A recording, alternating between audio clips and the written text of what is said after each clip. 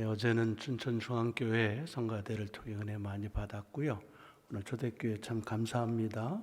여러분의 신앙의 고백을 담은 찬양이라고 믿습니다.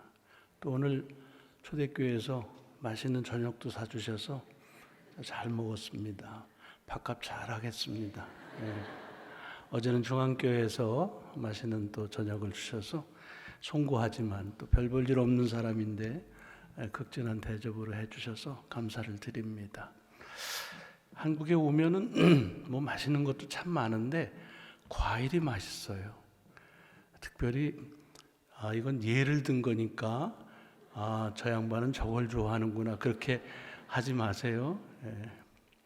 딸기를 먹으면요, 한국 딸기를 먹다가 미국 가서 미국 딸기를 먹으면 거의 가죽 씹는 것 같아요.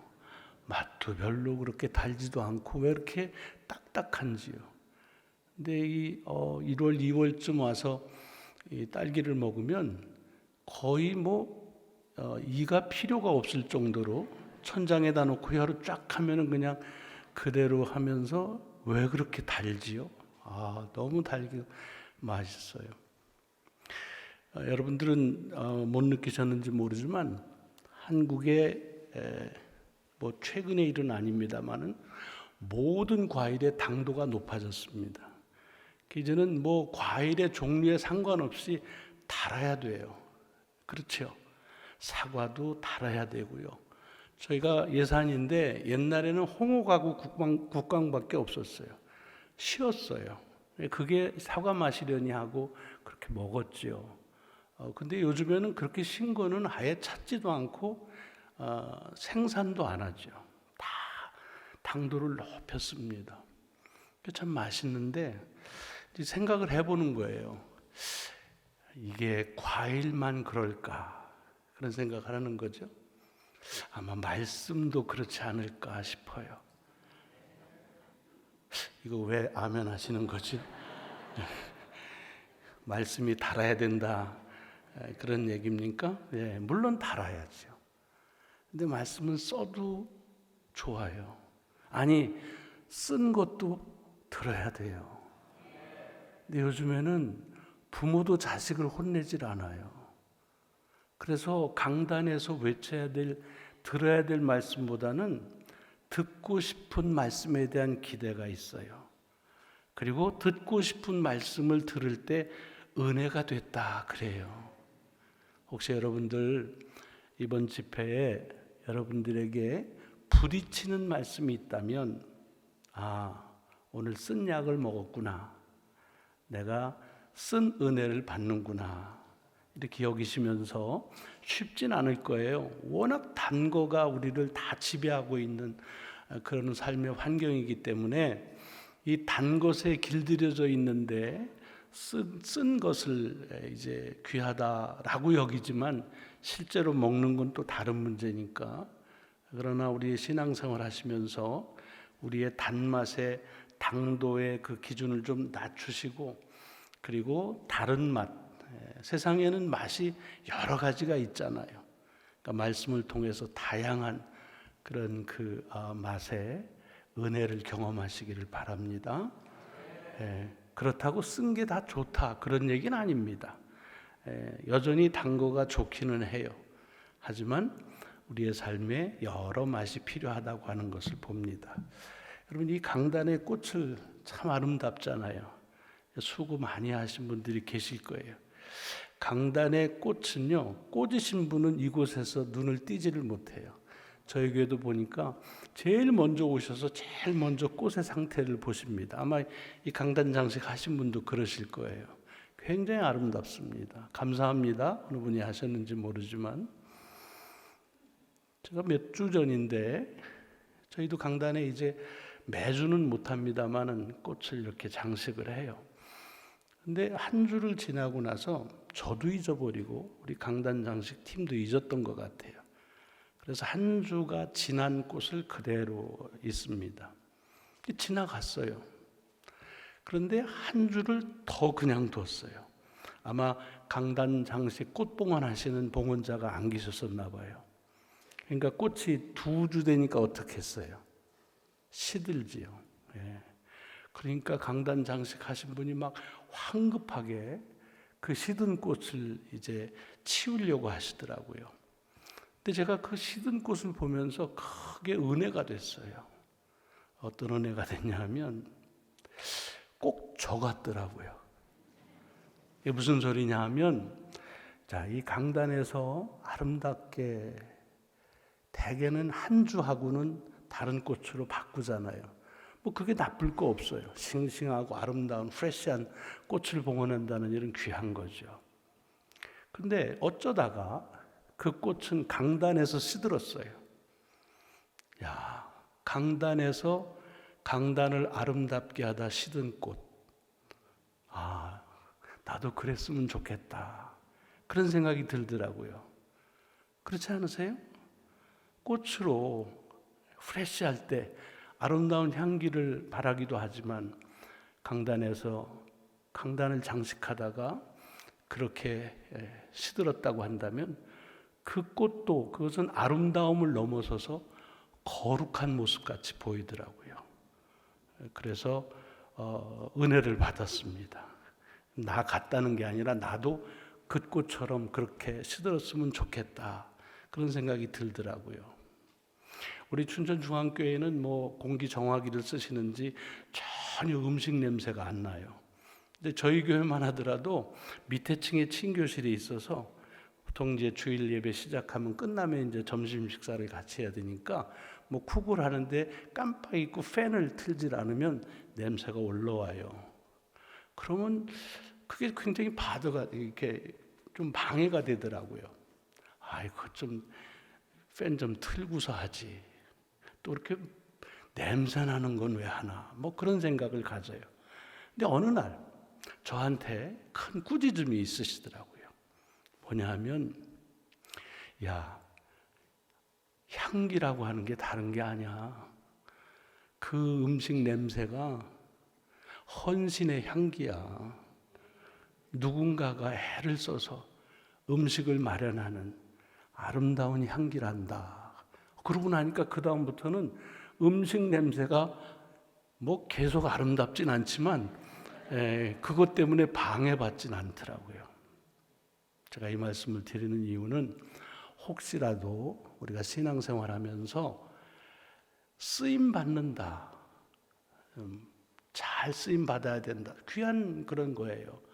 찬양으로 뭐 여러 쓰임 받는 거 참 귀하지만 혹여라도 어떤 이유에서든지 환경이든 또는 뭐 연령이든 무엇이든지 간에 내가 잘 쓰임 받지 못한다 할지라도 여러분 너무 자학하지 마세요. 하나님이 보실 땐 다르게 보실 수가 있습니다. 나는 내가 아름답다고 여겨지지 않는 그런 냄새도 하나님께는 아름다운 향기가 될 수 있어요. 우리는 뽑아버리고 싶은 시든 꽃이지만 하나님 보실 때에는 강단을 아름답게 한 거룩한 꽃으로 보여질 수 있다는 것입니다. 그러므로 여러분들이 하나님 앞에서 예배의 자리에서 어느 때든지 또 우리의 환경이 어떠하든지 하나님 앞에 여러분의 자리를 거룩함을 이어가시기를 바랍니다. 여러분 성경에 하나님께서 사람을 창조하셨는데 그죠? 맨 처음 창조한 그 첫사람 아담과 하와가 몇 살이었을 것 같습니까? 우리는 미켈란젤로 때문에 좀 가끔 착각을 해요. 이렇게 막 초콜릿 복근에다가 이렇게 S라인 이런 그런 남자와 여자를 하나님이 지으셨다고 생각해요. 그럴 수도 있을 거예요. 하지만 5살일 수도 있고요. 50살일 수도 있고요. 80일 수도 있을 거예요. 왜냐하면 성경에는 처음 하나님이 지으신 창조하신 사람의 나이가 나오지를 않아요. 그러니까 그 말은 무슨 소린가요? 우리는 나이에 따라서 아름답다, 그렇지 못하다, 한물 갔다, 언덕 넘었다 뭐 이렇게 말하지만 하나님이 보실 때에는 모든 연령이 다 아름다운 거예요. 그 연령의 아름다움이 있어요. 10살의 아름다움은 10살에 주십니다. 80의 아름다움은 80이 되어서야 주십니다. 근데 이게 10살이 80 흉내 내면요, 이거 참 봐주기 어렵습니다. 반대도 마찬가지예요. 80이 10살 흉내 내면요, 어려워요. 어렵습니다. 그러니까 내가 어떤 모양으로든지 하나님 앞에서는 나를 가장 아름답게 지으신 모습이라고 하는, 그걸 자존감이라고 그럴까요? 그런 마음 속에서 여러분들이 하나님 앞에서 당당할 수는 없겠지만 너무 의기소침하시고 능력이나 힘 때문에 또는 재능이나 또는 여러분이 가지고 있는 어떤 모양으로든지 하나님을 섬기는데 부족하다는 생각, 물론 넘치는 것은 아니죠. 하지만 여러분 스스로를 자학하실 필요는 없다 하는 생각을 가지면서, 특별히 어르신들, 연세는 아무나 드는 게 아니에요. 하나님께서 귀한 은혜의 자리에 또 그 나이에 주셨다 생각을 합니다. 저는 성경에 그 장수는 복이라 그러잖아요. 젊었을 땐 그게 굉장히 바더가 됐어요. 좀 거부가 됐어요. 왜냐하면 뭐 이렇게 나이살 먹는 게 뭐 이렇게 장수가, 그러면 일찍 죽는 사람은 그러면 징계받은 거냐, 그런 생각을 가질 때가 있었어요. 근데 이렇게 보면 왜 나이가 들어가는 것이 하나님의 복이냐 하는 것을 깨달게 되는 계기가 있었습니다. 여러분, 묘한 것은 어떤 은혜는요, 어떤 깨달음은 그 나이가 되어서야 깨닫는 게 있어요. 그 전에 물론 영특하신 분들은 어렸을 때도 땡겨서 받는 분들이 간혹 있지만, 대개는 어떤 나이가 돼야 삶에 묻혀진 어떤 그런 깨달음, 지혜, 어떤 은혜와 감사를 경험할 수 있어요. 이것 때문에 삶을 오래 산다는 건 결국 하나님의 은혜를 더 많이 깨닫는 것이 복이라는 말씀이구나, 그런 생각을 가졌습니다. 우리 어르신들, 젊은이들이 경험하지 못하는 깨달음과 은혜를 여러분들이 가지셨다고 하는 속에서 하나님의 귀한 자리를 계속 지키시기 바랍니다. 자, 어제 우리가 밤에 시작하면서 다윗은 자기 신앙의 고백의 가장 우선을 하나님이 누구신가에 대한 말씀으로 시작했다고 그랬어요. 오늘 새벽엔 그 말씀을 이어서 하나님을 누구라고 그랬냐면 목자라고 고백을 했습니다. 여러분, 이게 하나님이 목자라고 고백했다는 말은 사실은 그것은 하나님 객관적인 그런 고백만이 아닙니다. 그분과 나의 관계를 그 속에 암시하고 있는 겁니다. 하나님이 목자라고 하면 나는 양이라는 뜻입니다. 그러니까 성경에 많이 있는 하나님을 왕이시라고 고백하는 것은 나는 신하다는 얘기입니다. 하나님을 주인이라고 고백하는 것은 나는 종이라는 뜻입니다. 그런데 과연 우리가 하나님은 왕이시라 찬양을 하지만 나의 구주라고 고백은 하면서도 나를 그분에게 전적으로 신뢰하고 복종하고 따라야 되는 신하나 종으로 보느냐 하는 겁니다. 환경적으로 어려운 때를 살고 있습니다. 더 이상 왕제도도 없고 이제는 종살이 하는 사람도 없습니다. 정당한 계약 관계를 가지고서 그리고 하기 때문에 갑질을 해도 안 됩니다. 그런데 우리의 신앙생활에 그것이 큰 영향을 줍니다. 이제는 하나님이 더 이상 나의 왕으로 나의 주인이라 고백하면서도 우리 자신을 그분의 종과 신하로 여기지 않을 때가 참 많습니다. 물론 주님을 통해서 그 왕과 그 주인 되신 분이 나의 아버지라고 고백한 복음의 엄청난 선물을 우리가 받았죠. 저는 제 개인적으로 하나님을 아버지라고 부를 수 있는 것만큼 귀한 복음은 없다고 생각을 해요. 예수님 이전에 없었습니다. 예수 그리스도를 통해서 주님이 아버지라 고백하고 우리가 그렇게 고백할 수 있는 은혜를 주신 것입니다. 신분의 변화가 온 거죠. 그런데 그 신분의 변화는 하나님의 신분의 변화가 온 것이 아닙니다. 하나님이 더 이상 왕이나 주인이 아니고 이제는 회사 과장급 되고 그리고 이제는 또 무슨 신하 주종의 관계는 세월 지나간 것이라고 생각하고 그게 아닙니다. 여전히 하나님은 왕이시고 여전히 하나님은 우리의 주인이십니다. 나의 신분이 바뀌었습니다. 전에는 종이었고 신하였는데 우리가 자녀가 됐다는 겁니다. 그러면 내가 아버지 대신 주인과 왕의 말을 안 들어야 되냐? 그렇지 않죠. 어떤 신하나 어떤 종보다 자녀는 부모로서의 왕과 그리고 부모로서의 주인의 말에 잘 순종해야 왕도가 섭니다. 그 집안에 가풍이 서는 거예요. 마찬가지입니다. 그래서 하나님은 나의 목자다라고 하는 말 가운데 나는 양이라고 하는 그런 도전을 아침에 같이 나눴습니다. 자, 그러면서 우리가 이 말씀 속에서 한번 1절을 조금만 더 같이 말씀을 나눴으면 좋겠어요.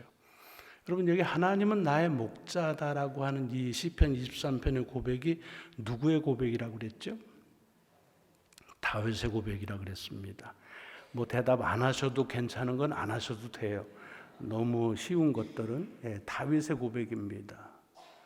여기에 우리가 생각해야 될 하나의 좋은 깨달음이 있어요. 무슨 얘기냐?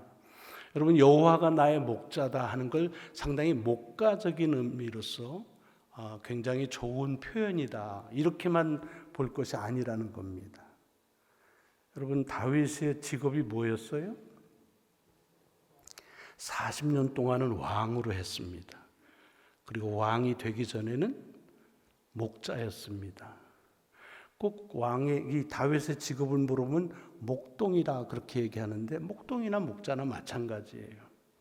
그러니까 여호와를 내 목자다라고 다윗이 고백한 것은요, 다른 여느 사람들이 고백한 것하고는 다릅니다.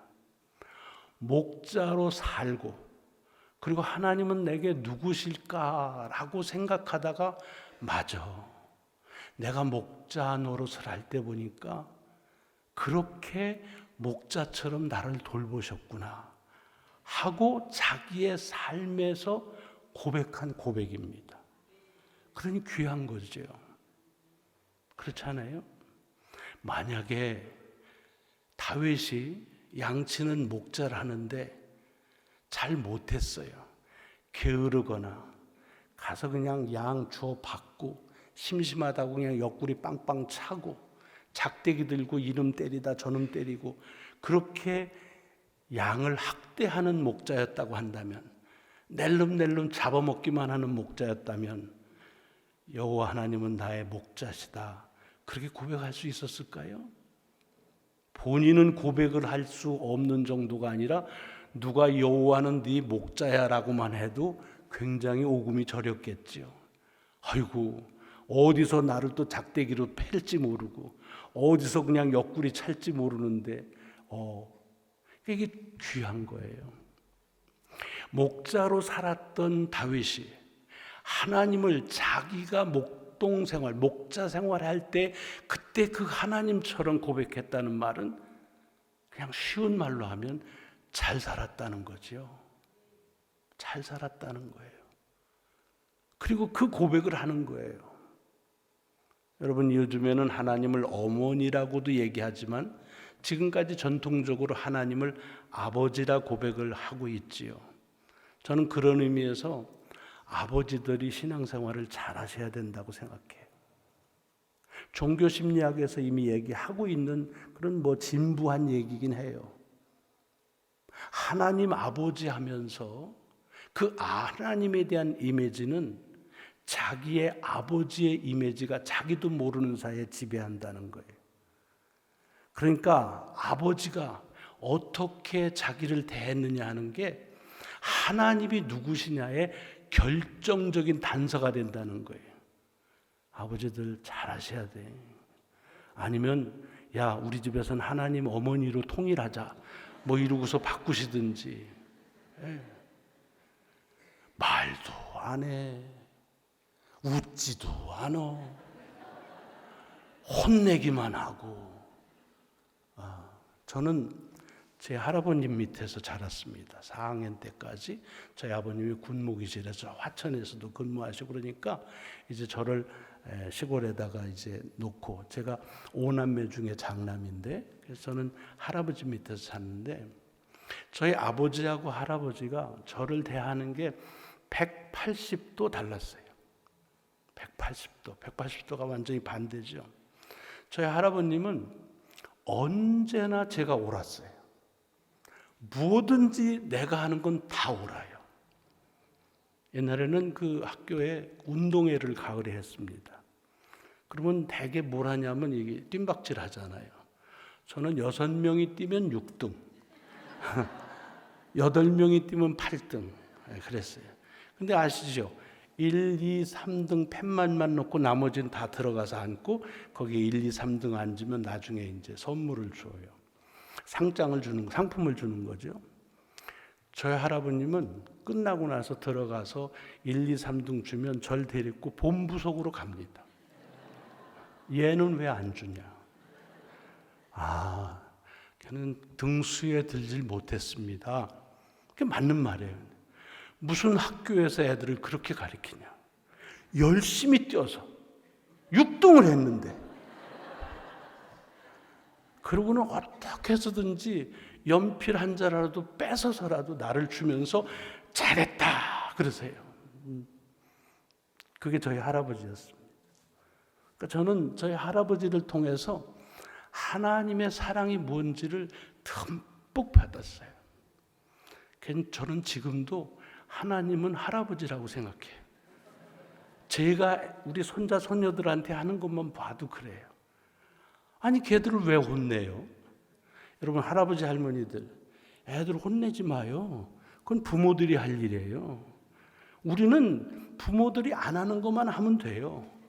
열심히 아이스크림 사 먹고, 그러니까 애들하고 눈짓만 딱 하면 벌써 우리는 통해요. 그리고 다 이뻐요. 하나님은 역시 할아버지 같아요. 근데 저희 아버님은 저를 21에 낳으셨어요. 6.25 때 사형당하실 것을 모면하시고서는, 제가 53년생이거든요. 51년도에 죽을 고비를 넘기시고는 52년도에 결혼하시고 낳았어요. 그러니까 젊어서 낳았죠. 거기다가 같이 있질 않고 멀리 떨어져 있고 1년에 한 2차례 휴가로 오시죠. 그러니까 오실 때마다 혼냈어요. 오실 때마다. 제가 우리 국민학교 전교 1등을 했거든요.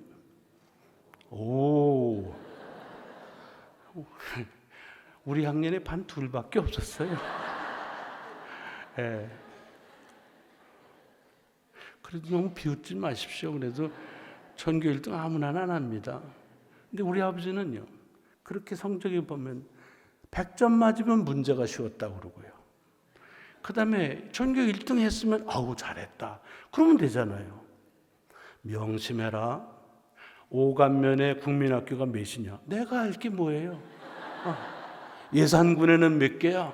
충청남도에는 몇 개인 줄 아느냐? 그리고 정신 똑바로 차리고 공부해. 괜히 여기서 뭐 1등 했다고 늘 혼났어요.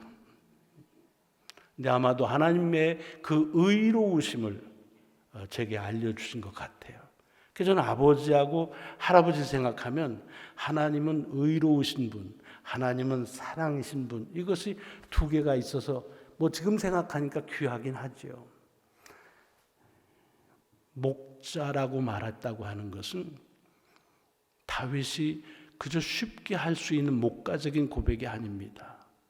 그가 그렇게 살았다는 겁니다.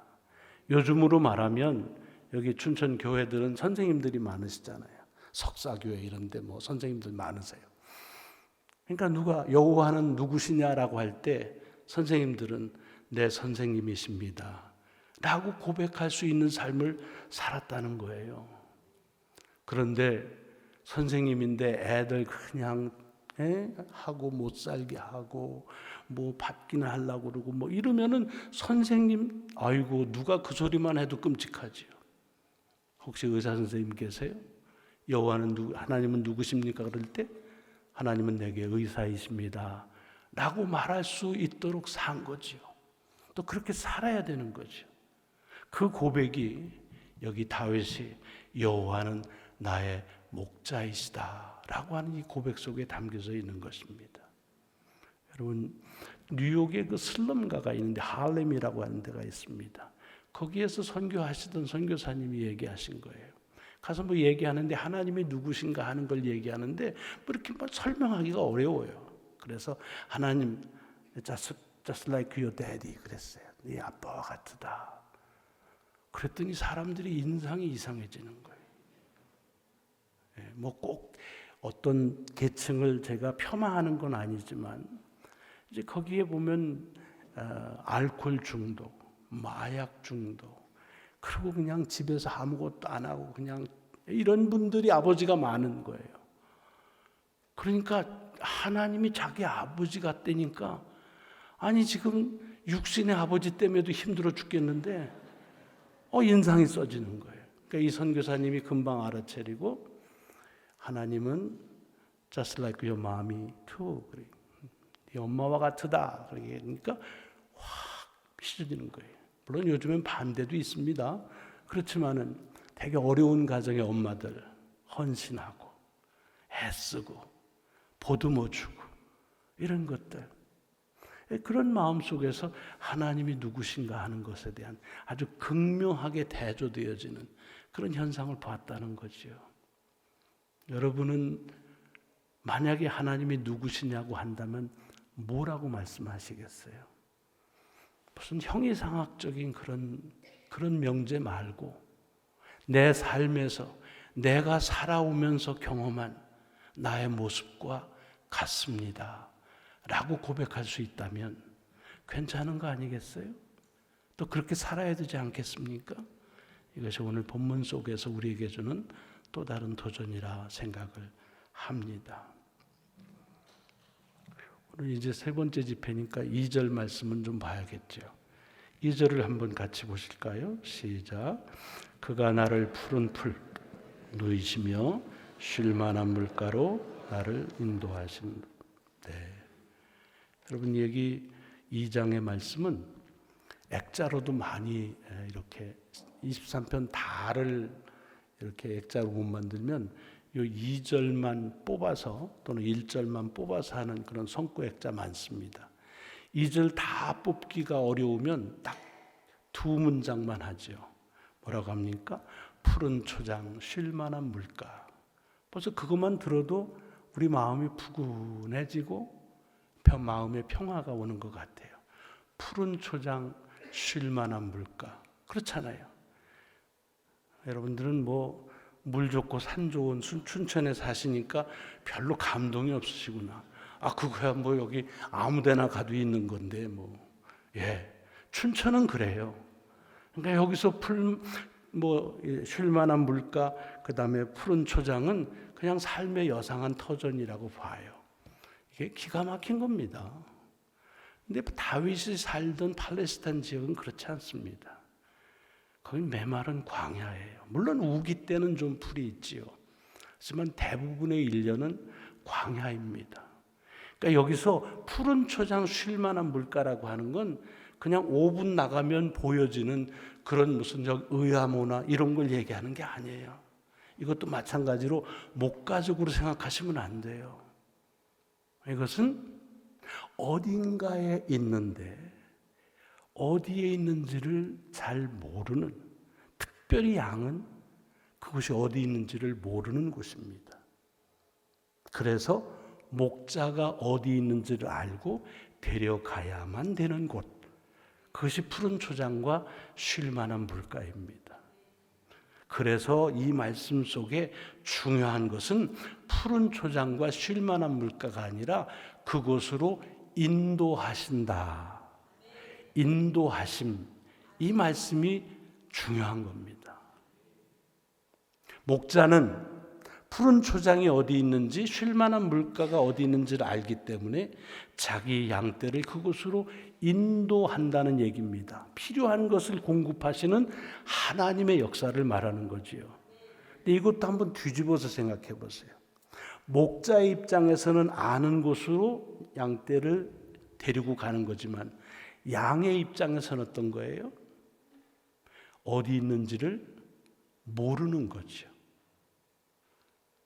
풀이 어디 있는지, 마실 물이 어디 있는지 양 스스로 모르는 것을 지금 다윗이 고백하는 거예요. 어제도 말씀드렸죠. 그래서 우리의 신앙은 언제나 수동태예요. 주님의 입장에서는 이끄신다, 인도하신다지만 우리의 입장에서는 인도함을 받는다는 거예요. 여러분, 인도함 받는다는 게 이게 교회에서 이렇게 고상하게 얘기하니까 괜찮은 것 같죠? 뭐예요? 멱살 잡혀 끌려간다. 이것도 인도함입니다. 자기가 어디로 가는지를 모르면서 가는 겁니다. 어디 있는지를 알면 지가 먼저 가지요. 근데 어디 있는지를 몰라요. 그렇기 때문에 목자가 알려주고 이끄는 대로 갈 수밖에 없는 그런 아주 연약한 존재라는 겁니다.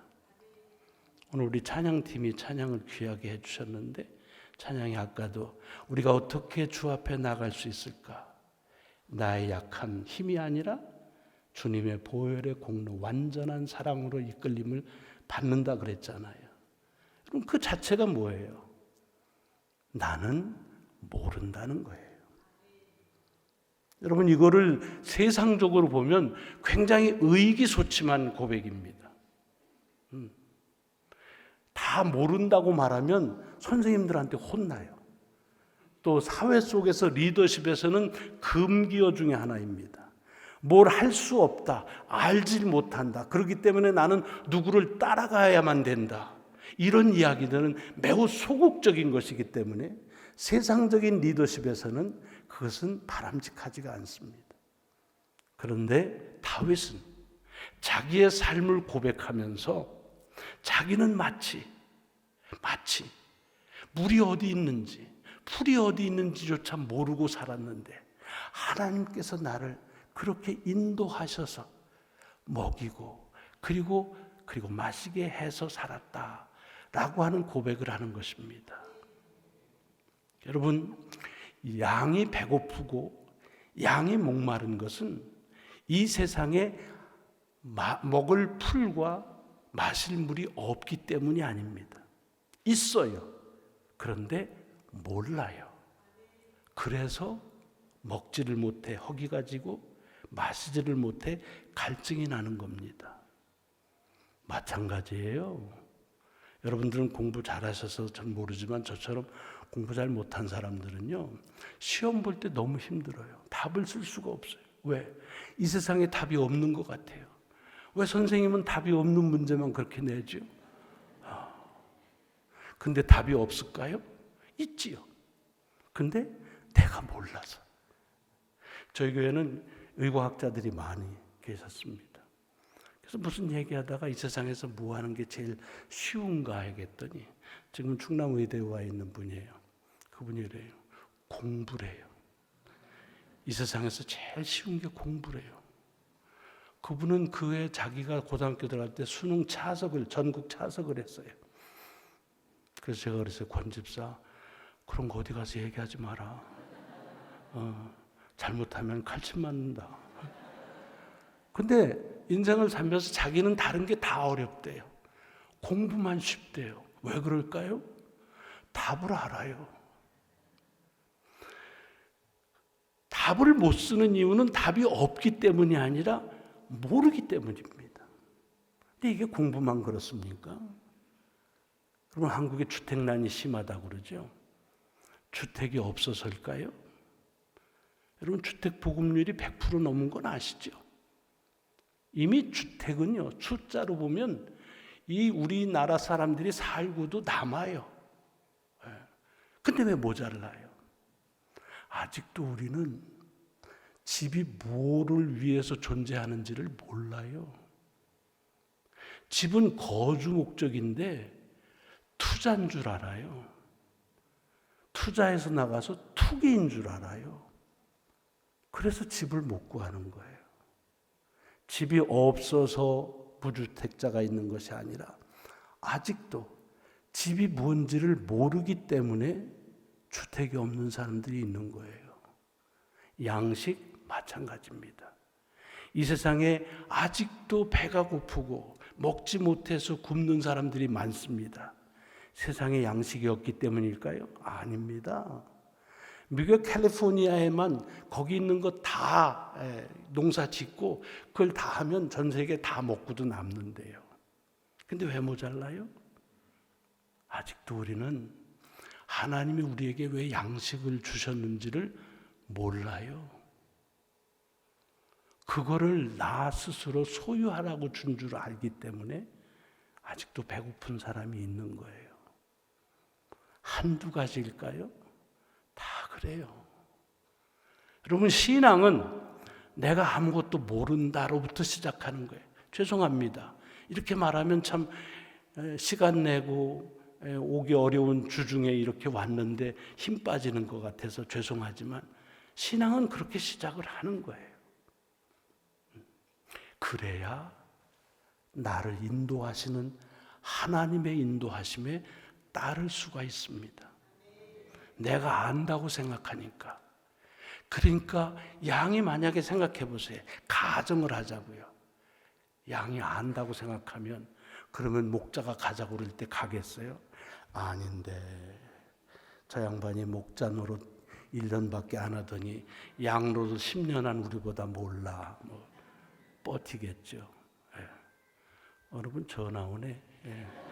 전화 받으세요. 여러분, 이게 우리는 내가 모른다라고 그렇게 시작하는 거예요. 그래서 창세기를 보세요. 거기 보면 하나님이 이건 먹지 마라. 모르니까 네. 그리고 순종해요. 이거는 먹어라. 모르니까 네. 그리고 먹어요. 그때 사탄이 와서 어떻게 해요? 첫 번째 지은 죄가 뭐예요?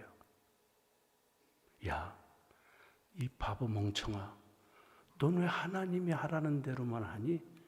네가 하나님처럼 할 수 있어. 네가 결정해. 선과 악을 왜 하나님이 선하고 악하다는 걸 그냥 줏대 없이 생각 없이 따로 분별해. 네가 하나님처럼 선악을 구분할 수 있어 라고 말합니다. 저는 처음 성경을 읽을 때 선악을 구분한 일이 왜 나쁜지 이해가 안 됐어요. 왜? 지금은요, 선과 악이 무언지를 구분 못하는 그런 사람들 때문에 문제라고 생각하잖아요. 저 사람은 선악이 뭔지를 모르니까 좀 알았으면 좋겠는데 몰라서 문제가 생긴다고 생각해서 선과 악이 무엇인지를 아는 것을 왜 나쁘다고 성경은 말하는지 이해가 안 됐어요. 그런데 보세요. 그것은 사단의 속삭임이었고 그렇게 해서 사람들이 선과 악을 구분하기 시작하면서 뭐가 시작돼요? 인간의 비극이 시작됩니다. 사람들의 갈등이 시작됩니다.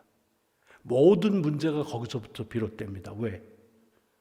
다 자기가 옳다고 생각하고 자기와 다른 의견은 틀렸다고 정의하기 때문에 그렇습니다. 여러분, 세상에 전쟁을 왜 하나요? 북한이 우리가 볼 때는 참 요즘에 뭐라고 얘기하는데 답도 안 나오는 얘기를 한단 말이죠. 답답해요. 그러니까 뭐 서로 얘기합니다. 예, 오늘 밤은 무슨 핸드폰이 여러 가지로 나네. 예. 받으세요. 예, 왜냐하면 이 주변에서 그 소리만 이렇게 집중해. 그러니까 나는 아무도 집중 안 하는데 얘기하는 얼간이가 되잖아요. 그러니까 그냥 다. 아까 어떤 분 저리 나가시는데 얼마나 바쁘시면 예배 중간에 나가셨겠어요. 저희 교회 같으면 박수 쳐드립니다. 빨리 가서 일 보시라고. 그렇잖아요. 예. 교회에서 이렇게 예배 시간에 여긴 그런 분 안 계시네. 좋으시는 분들 계세요. 그럼 저희 장로님 한 분이 이렇게 잘 주무셔서 이 장로님 뒤에 가 서서 예배 드리세요. 그러면 우리 장로님 뒤에 가 서서 예배 드리십니다. 예, 말하는 제가 중요한 아니라 그 말씀을 듣는 장로님 대개는 삐져서 바꾸죠. 교회를. 근데 그렇게 왜? 아니 말씀을 들어하는데 얼마나 육신적으로 피곤하면 설교 시간에 졸아요. 어떤 분이 그러더라고요. 교회에서 자는 것처럼 꿀맛이 없어. 이게 지금 꿀맛 보러 온 게 아니잖아요. 얼마나 힘들면. 그러니까 이제 저 뒤에 가서 서서 예배 드리시라 그렇게 말씀을 드리면 그렇게 하시죠. 우리 신 목사님은 뭐 착하셔서 그런 말씀 잘 안 하실 테니까. 이거 봐, 지금 계속 여러분들 저 핸드폰 확인해 보세요. 이게요, 우리 영적으로 보면요, 은혜 받으려고 하면은 이상해요. 마이크가 나가거나 뭐 이상한 일이 생겨요. 그러면 그때 딱 오늘 하나님의 말씀의 은혜가 크게 임할 것 같다. 그리고 더 집중하셔야 돼. 왜 저 사람은 저렇게 핸드폰을 안 끄고. 그렇게 하지 마세요. 성령님이 역사하실 때는 사단의 역사가 같이 일하는 거 아시죠? 근데 어떤 사람은 성령의 역사에 집중하고 어떤 사람은 굉장히 창의적이다 생각하면서 사단의 역사에만 주의를 기울이시는 분들이 계세요. 이게 좀 얘기하다가 옆으로 갔어요. 다시 돌아와야 되는데 아까 무슨 얘기를 했죠, 목사님? 제가 요 얘기하기 전에 뭐 얘기했죠? 네? 아니, 똑바로 얘기 좀 해봐요. 무슨 소리인지 전혀 들리지가 않아. 응? 사단의 내가 하나님처럼 될 것이다 라는 게 유혹이고, 그것이 사람의 죄의 시작입니다. 갈등의 시작, 분열의 시작입니다. 여러분, 왜 그것이 유혹이라고 그러냐면 이미 우리는 하나님이 지으실 때 하나님의 형상으로 지음 받았어요. 그러니까 우리 속에 우리가 하나님은 아니지만 우리가 하나님의 많은 것들 가운데 우리가 하나님의 속성이 있어요. 이미지가 있어요. 여러분, 이건 제 얘기가 아니에요. 바울의 얘기입니다. 로마서를 읽어보세요. 뭐라고 그래요? 이 세상에 하나님을 어떻게 모를 수가 있는가? 이 세상의 피조물을 봐라. 그럼 어떻게 이 모든 피조물 가운데에서 조물주를 어떻게 모를 수가 있는가?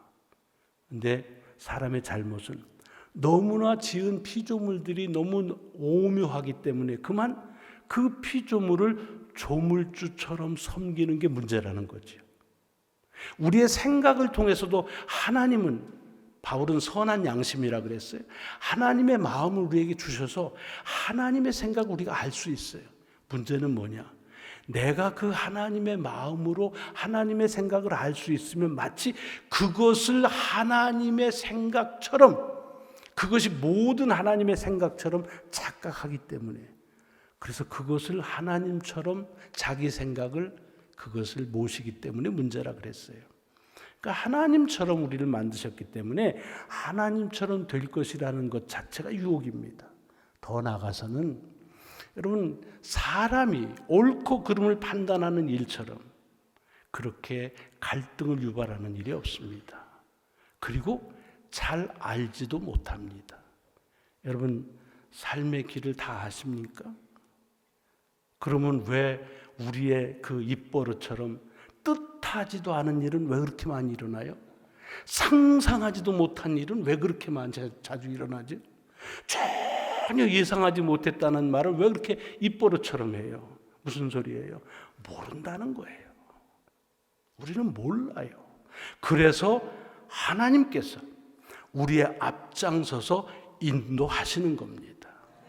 이것을 강권적인 은혜라고 말하는 거예요. 오늘 본문 속에서 2절에서 다윗이 고백하는 것이 그거예요. 그가 나를 푸른 풀밭에 누이시며 쉴 만한 물가로 인도하신다. 이걸 다른 말로 하면 나는 풀밭이 어디 있고 물가가 어디 있는지를 모르는데 그걸 아시는 그 주님께서, 그 하나님께서 나를 앞장서 그곳으로 가서 내 필요한 것들을 채우신다 라고 하는 하나님의 그 은혜에 대한 고백의 말씀을 지금 하고 계시는 겁니다. 여러분, 중요한 것은 그래서 인도함을 받는다라고 하는 것이에요. 여러분도 아마 중학교 때인가 고등학교 1학년 때인가 영어 수업 가운데 Boys be ambitious라는 그런 말 들으셨죠? 목사님이 공부를 잘하셨구나. Boys be ambitious 뭐예요? 소년들이요 야망을 가져라 그런 거예요. 그걸 누가 얘기했어요? 클라크라고 하는 분이 하신 거예요. 그분이 어디서 얘기한 거예요? 아이고 뭐 그거 치면 다 나오는데 뭘 그걸 얘기하나.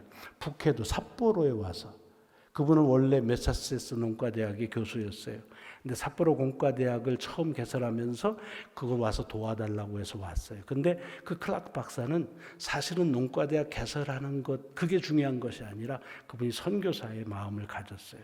그래서 일본 삿포로에 가서 내가 복음을 전하리라 그러고 오신 거예요. 그리고 와서 학교가 개교되는 걸 다 끝내고 이제 돌아가시는 거예요. 돌아갈 때 마지막 연설한 것이 그 연설문의 내용 중에 하나입니다. Boys, be ambitious. 우리는 그렇게 하면 소년들의 야망을 가지라 그래요. 근데 사실은 원문은 그거로 끝나질 않아요. 원문은 사실은 그 뒤에 아주 중요한 단어들을 뺐어요. 일본은 기독교가 낮기 때문에 의도적으로 뺀 것 같아요. 뭐라고 했냐면 Boys, be ambitious, not for yourself. 네 자신을 위해서 야망 갖지 말고 not for your money. 재물을 위해서 야망 갖지 말고 but for Christ. 예수 그리스도를 위한 야망을 가져라. 그렇게 말한 거예요. 지금 우리가 교인들이 들을 땐 굉장히 멋있잖아요. 사실은 클라크 박사가 그 한 말씀은 그 내용이에요. 예수에 대한 야망을 가지라는 말은 예수 그리스도에 대해서 집중하라는 거죠. 예수 그리스도의 인도하심에 다 맡기라는 거지요. 그러니까 우리가 고등학교 때 배웠던 무슨 야망을 가져서 내가 스스로 뭘 하자는 그런 용기를 주는 말이 아니라 그리스도에게 모든 것을 맡기라. 그런 뜻으로 한 말씀이에요. 오늘 다윗이 얘기하는 것이 그 얘기입니다. 나는 모르는데 주께서 나의 목자가 되셔서 나의 필요한 것들을 앞장서 인도하신다라는 말씀이에요. 자, 그러면 한 말씀만 더 생각을 해볼게요. 이게 주님께서 이제 하나님이 앞장서 인도하시는 그림을 했는데 마치 양떼를 목자가 앞장서 인도하잖아요. 목자는 카우보이가 아닙니다. 카우보이는 뒤에서 하지만 목자는 앞서가면 그 목자를 쫙 그 양떼가 쫓아가죠. 뭐 여러분들 여기 살아서 평창 가니까 조금 아시더라고. 평창에 갔더니 거긴 목장이 있어서 그런가 봐요. 그렇지만 상식적으로 우리 비디오를 통해서 다 알 수 있잖아요. 그걸 연상을 한번 해보세요. 목자가 가는데 양들이 쭉 쫓아갑니다. 그는 목자에 대한 신뢰죠. 그렇죠?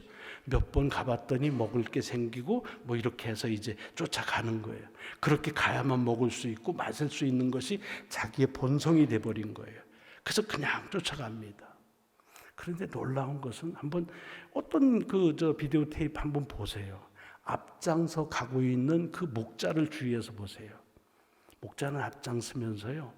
요놈의 새끼들이 쫓아오나 안 쫓아오나 뒤 보고 가는 목자는 거의 없습니다. 보셨어요? 아니면 뒤로 해가지고 무슨 유치원 선생님들이 여러분 나 따라오세요 그러고 오는 사람 없습니다. 아니면 여기는 안 그런지만 저희는 너서리 유치원에 가면요 애들을 밧줄로 묶어요. 그래가지고 선생님이 이쪽 하나 잡고 저쪽에 선생님이 하나 잡고 쭉 끌고 가요. 어떻게 될까봐. 목자가 갈 때 양을 묶어가지고서 그렇게 해서 끌고 가지 않습니다. 그냥 목자는 앞서 가요. 그리고 양은 쫓아가요. 놀라운 일입니다. 이거는 양이 목자를 신뢰하는 그 모습도 있지만 목자가 양을 신뢰한다는 거예요. 쟤들은 나를 따라올 것이다 라고 목자가 양을 먼저 믿어요. 저는 하나님이 우리에 대한 것도 마찬가지라고 생각이 들어요. 우리는 우리가 하나님 믿고 하나님을 쫓아가는 것 같지만 앞장서신 하나님은 우리가 따라올 것이라고 믿으시는 거예요. 그러니까 우리는 그 믿음에 사실은 순종하는 모습일 뿐이지요. 여러분 욥기를 읽어보세요. 욥이 갈등하지 않습니까? 욥의 고난, 어떤 분들은 조금만 고난 당하면 욥의 고난을 당한다 그러는데 그거 함부로 얘기하실 거 아니에요. 제가 아주 단언할 수 있습니다. 여러분이나 저나 죄송합니다. 대부분의 여러분들 중에는 욥이 당한 고난은 절대로 안 당할 겁니다. 절대로. 당하면 저한테 오세요. 제가 한 1,000불 드릴게요. 왜? 우리는 완전한 자가 아니에요. 욥은 완전한 자라 그랬어요.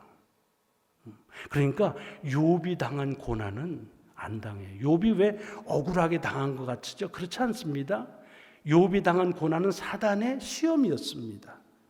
너무 하나님이 좋아하시니까 야 봐라 욥 봤지 너 쟤는 나라면 그냥 사죽을 묻소 내가 하는 얘기는 다 따라. 그러니까 사단이 뭐래? 에이 잘해주니까 그렇지 잘못해줘봐요 쫓아오나? 그래 한번 해봐. 잘못해줘도 계속씩 봤지? 에이 그럼 뭐 재산 좀 해가지고 사람이 뭐 합니까? 그냥 고통을 줘야지. 해봐. 끄떡하지 않았어요. 욥의 고민은 뭐였어요? 자기가 왜 고난당하는지 그 이유를 알면 그러면 죽어도 좋다는 거예요. 이 고난을 없이 해달라는 게 아닙니다. 이 고난에서 어떻게 좀 벗어나게 그게 고민이 아니에요. 내가 왜 이 고난을 당하는지 하나님 알려달라는 그런 거예요. 근데 하나님이 뭐라고 그러세요? 침묵하세요. 계속 침묵. 38장까지 아무런 말씀도 하지 아니하십니다. 자, 한 번만 속삭여 주면 돼. 야, 사단이 꼬드기는 거야. 속지 마. 한 말씀만 해주면 그냥 문제 해결되는 거예요. 근데 아무 얘기도 안 하시는 거예요. 하나님의 침묵하심. 여러분 이거는요. 다르게 보면 하나님은 욥을 믿는 거예요. 쟤는 돼. 그냥 둬도 돼. 그런 하나님의 침묵을 복음서에도 한번 나타나죠. 주님께서 겟세마네 동산에서 마지막 기도하실 때 뭐라고 그러세요? 하나님 할 수만 있으면 이 잔을 내게서 멀리하여 주옵소서. 그렇게 기도하잖아요. 너무 괴로워서 그 기도하세요. 여러분 그쯤 기도하고 그러나 내 뜻대로 마옵시고 아버지의 뜻대로 하옵소서 하면 하나님이 이렇게 얘기해서 알았다. 너 고백하는 거 보니까 됐어. 그럼 내가 다른 길을 해줄게. 나 같으면 그래. 그렇지 않겠어요? 우선 싸가지가 있잖아. 이게 예수님한테 싸가지라서 죄송합니다만 대답이 그렇잖아요. 뭐 자기 것만 요구하는 게 아니라 주님의 뜻이라면 내 뜻까지인 건 이건 뭐 아무것도 아닙니다. 그러면 어떡해? 안 주고 싶은 것도 더 주잖아요. 그 한 말씀만 해주시면 돼요. 그래, 조금만 참아라. 난들 뭐 속이 그렇게 뭐 좋겠냐? 나도 힘들어. 하지만 조금만 참아. 네가 간 세상의 뜻이 있자니 이 말씀만 하면 될 텐데 어떻게 해요? 아무 얘기도 하지 않으세요. 하나님의 침묵하심은요, 간구에 대한 무응답이 아니에요. 주님에 대한, 아들에 대한 아버지의 신뢰죠. 내 아들은 내 말을 들을 거다. 여러분 혹시 기도하시다가 하나님의 침묵하심 때문에 답답해 하시면 한번 돌려 생각해 보세요. 내가 이러는데도 하나님은 나를 여전히 믿으시는구나. 내가 하나님을 따라간다는 걸 여전히 믿고 계시는구나. 안 그러면 전지전능하신 하나님이 왜 한 말씀 많이 하시겠어요? 양을 가지고 앞서가는 목자는 뒤돌아보질 않습니다. 왜냐하면 자기를 따라올 양을 믿기 때문입니다. 하나님 마찬가지세요. 우리의 삶을 앞장서 인도하시면서 우리를 믿으신다는 거예요. 그 하나님이 나를 믿으시는 그 믿음, 그것이 우리의 신앙의 단서이고 그리고 신앙의 근거라고 믿습니다. 시편 139편을 보면 시편 기자가 이런 고백을 해요. 내가 하나님이 어디 안 계신 데가 어디 있는가 찾아보러 동쪽 끝에 가도 거기도 계시고 저 하늘 높이 가도 거기도 계시고 땅 끝에 수월에 가도 거기도 계시고 라는 얘기예요. 그러면서 아하, 하나님은 내 형질이 형성되기 전부터 나를 아시는 분이구나. 내 호흡이 첫 호흡을 쉬기 전부터 나를 아시는 분이구나 라고 하면서 하나님은 나를 나보다 더 잘 아시는 분이시다 라고 고백합니다. 어거스틴은 이것을 뭐라고 말하느냐면 하나님은 나보다 내게 더 가까이 계신 분이시다 라고 고백합니다. 여러분, 그 하나님이 우리 하나님이세요. 여러분이 믿는 하나님이세요. 앞장서 가십니다. 필요한 것을 아시고. 그리고 우리는 모르기 때문에 그냥 믿고 쫓아가면 돼요. 근데 뭐 조금 뭐 하는 거 가지고 이리 가도 되나요? 이 길 아니잖아요? 자꾸 두리번거리면서. 하나님이 우리를 먼저 믿으세요. 여러분을 믿으신단 말이에요. 그러니까 그 믿는 믿음을 가지고 살아가시기 바랍니다. 그리고 양 쫓아가는 걸 보세요. 모든 양이 목자를 쫓아가는 것 같지만 모든 양이 이 목자를 보고 가는 거 아니에요. 누구 보고 가요?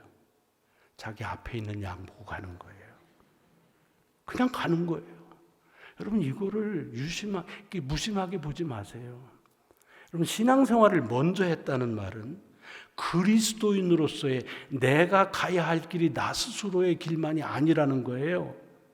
나로 인해서 뒤따라오는 이는 나를 쫓아오면서 믿음의 길을 가고 주께로 간다는 사실을 알고 오는 거예요. 그러니까 이미 내가 그리스도인이 됐다는 말은 공인이 됐다는 말이에요. 내가 가는 길이 주님의 가는 길이라고 믿고 오는 이들이 있어요. 여러분, 여기 교회 장로님들 계시죠? 우리 모이시면 되게 그런 얘기 하실까? 우리 교회의 희망은 청년들이야. 밥도 사주고 그래. 좋은 일이에요. 근데 제가 단언할 수 있어요. 초대교회건 중앙교회건 어느 교회건 제가 이렇게 목회를 하다 보니까 지금 장로님들의 모습은요, 30년 후에 지금 청년들의 모습과 다르지 않습니다. 절대로 다르지 않습니다. 그러니까 교회의 미래는 지금 20대의 청년들에게 있지 않아요. 지금 앞장서 가고 있는 신앙의 모형이 될 수 있는, 물론 나는 신앙의 모형 된 적이 없어요. 그냥 교회에서 하라고 그래서 그냥 억지로 어떻든지 앞서가는 거예요. 그럼 책임이 있습니다. 이 교회에 제가 단언하죠. 30년 후에 제가 집회로 오면 확인할 거예요. 안 오니까 자신 있게 얘기하는. 지금 장로님의 모습을 그대로 닮은 장로님이 계실 겁니다. 그러니까 앞으로 30년 후에 이 교회의 모습이 변화되길 원하신다면 지금 장로님들이 잘하셔야 돼요. 안 그러면 나는 이렇게 믿었지만 너희들이 희망이다. 소용없는 소리예요. 앞서가는 양을 따라갈 뿐입니다. 우리가 앞섰다는, 미리 믿는다는 이야기는 대단히 중대한 책임을 우리에게 주셨다는 얘기예요. 물론 그건 책임만이 아니라 특권이기도 합니다. 왜요? 나로 인해서 누군가가 주님을 따를 수 있다는 거 아니겠습니까? 아니, 예수 믿으면서 나로 인해서 예수를 영접한 사람이 한 명도 없으면 그건 안 되죠. 그런데 누군가가 내 뒤를 따르면서 그리스도에게로 향할 수 있다고 하는 건 엄청난 특권입니다. 여러분 모두가 다 오늘 이 절의 말씀 속에서 도전도 받으시고 또한 용기도 얻으시고 또한 주께서 우리에게 주시는 은혜를 다시 회복하시는 귀한 밤이 되시기를 주님의 이름으로 축원합니다. 같이 기도하시겠습니다. 하나님 감사합니다. 주님의 말씀을 저희들에게 허락하셔서 주 앞에 저희들이 송두리째 저희들을 내놓습니다. 나를 빚으시고 나를 인도하시는 주님이신 줄을 믿습니다. 아무것도 모릅니다. 어찌할 바를 모릅니다. 5분 후를 모릅니다. 그런데 감사한 것은 내 앞장 서셔서 내가 주님 따를 것을 먼저 믿으시고 그리고 앞장서시는 주님이 계심을 찬양합니다. 감사합니다. 주님, 나를 인도하여 주옵소서. 그 인도하심에 내가 나를 맡기게 하여 주옵소서. 감사드리오며 우리 구주 예수 그리스도의 이름으로 기도드리옵나이다. 아멘. 아멘.